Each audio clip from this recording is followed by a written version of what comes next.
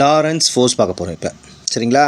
when an electric charge Q kept at rest in magnetic field, ஒரு magnetic ஃபீல்டில் சார்ஜை ரெஸ்ட்டில் வச்சோம்னா no force act on it, அதில் எனக்கு எந்த ஃபோர்ஸுமே வராது. at the same time the charge moves in the magnetic field, அந்த magnetic ஃபீல்டில் சார்ஜ் எனக்கு மூவ் ஆச்சுன்னா it experience a force, என்ன கிடைக்கும்? எனக்கு ஒரு ஃபோர்ஸ் கிடைக்கும். அந்த ஃபோர்ஸ் பேர் தான் மேக்னெட்டிக் ஃபோர்ஸ். நல்லா புரியுதுங்களா? அப்போ மேக்னெட்டிக் ஃபீல்டில் ஒரு சார்ஜை ரெஸ்ட்டில் வச்சா எனக்கு எது வராது? ஃபோர்ஸ் வராது. அதே வந்து மூமெண்ட்டில் இருந்தால் ஃபோர்ஸ் வரும். சொல்ல புரியுதுங்களா? அது எலக்ட்ரிக் ஃபீல்டில் ரெஸ்ட்டில் இருந்தாலும் எனக்கு ஃபோர்ஸ் கிடைக்கும். ஸோ அந்த ஃபோர்ஸ் பேர் F ஈக்குவல் டு QE. ஓகேவா?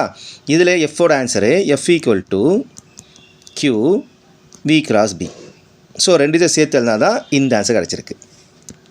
F equal to Q E plus V cross B. இதான் வந்து லாரன்ஸ் ஃபோர்ஸ்.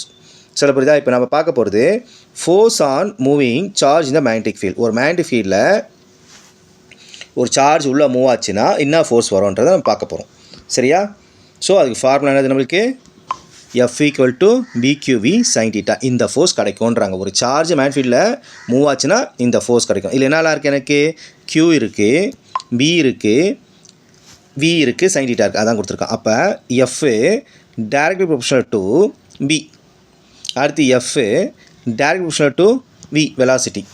அடுத்து F direct proportional to sine angle between velocity and magnet. Bக்கும் Bக்கும் நடுவில் ஆங்கிள் வந்து sin θ. அடுத்து F direct proportional to charge. So இந்த 4 சேர்த்து அதான் எழுதி காமிச்சிருக்காங்க 4 பாயிண்ட். 5வது பாயிண்ட் என்ன சொல்கிறாங்கன்னா, இதில் எப்போவுமே Vயும் Bயும் எப்படி இருக்கும்னா 90 டிகிரி தான் இருக்குன்றாங்க. Vயும் Bயும் எப்பவுமே என்ன இருக்கும்? எனக்கு 90 டிகிரியில் இருக்கும். அதே மாதிரி டைரக்ஷன் சொல்கிறாங்க.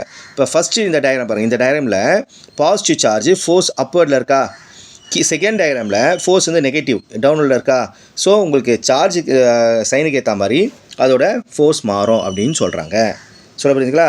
அடுத்தது velocity of the charge Q along the magnetic field அலாங்னா θ 0 இருந்துச்சுன்னா, அப்போ θ 0 வந்தால் sin 0 என்ன ஆன்சரு?